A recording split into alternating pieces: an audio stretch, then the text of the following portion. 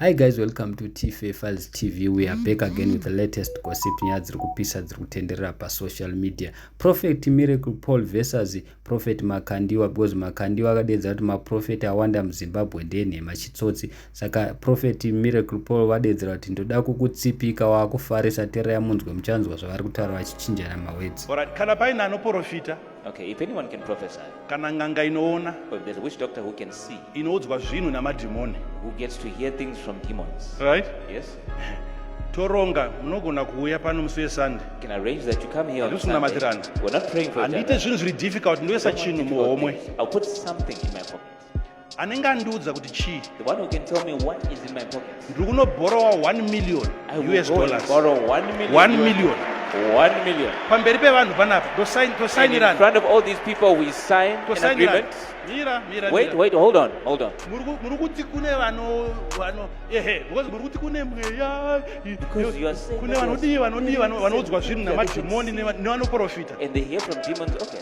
Toita handina mari iyoyo but ndiri kuti I don't have that money, but I'm saying tinosainirana, unondisungisa, unondisuwa. we'll sign an agreement where you can Handisi sue kuita me. zviri divi, handisi kuda zita rani kana I chii don't kana have chii. anything difficult, no names or anything like that. Ndinoya pana ndokuti ndine chii muhomwe mangu I'll umu. stand here and say what is in my pocket. Woneswa nemweya. So you see that the Ndiri kudedza lies, chero ng'anga inoona even if a witch iri doctor kuda would say, 1 million. they would definitely want 1 million. Muzimbabwe yese. In the entirety Kana of ari Zimbabwe. kuNigeria ndomuflyer ngau.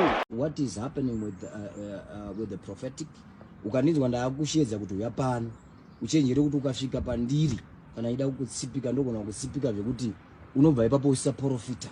Saka mukaona kuchiita zvimwe zvima offer zvakangodhakwa out there, maprofita, don't just take those offers. Kune kunonzi kutsipikwa, pane anenge auda kutodirwa chipo chake chekuprofita. I want to understand, ndine maprofita vandanga ndichitaura nawo amene kuti vane nyayawo dzavo dzavanga vari kutaura kuti hazvanzi zvichizoti da kundokutaurirai maprofita kuti kwawanda kuisira chingwa ndichiti uya utaure zvakati, ukasangwara unotsipikwa. Wapanzwisisa ka muprofita ari pasi pezwi rangu kune chinonzi kutsipikwa.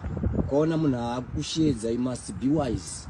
Handiti tauri maprofita mari kana uchitsvaga mari uri muprofita, pray to God will give you. If you are a pastor, I want to believe that tine maprofita vanoprofita.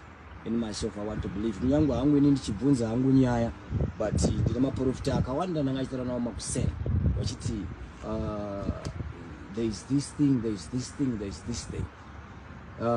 History yechiprofita muZimbabwe yakabva kure, haina kutanga nhasi kana muAfrica, yakabva kure ende iri kuenda kure, ende maprofita acharamba achiberekwa. I want to understand kuti if you check with the prophetic history uchaona kuti kune vana vakatombozvarwa nemazuva matatu in the prophetic history. I want to believe kuti if you want to check you will see that. I want to check kuti in the prophetic history you will see gold raitombodonha mumachechi, gold raitombonzi radonha vanhu vachinonga gold mumachechi.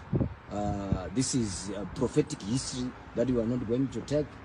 And at one moment, other prophets were even wanting to walk on water, even Caribou. So this is prophetic history.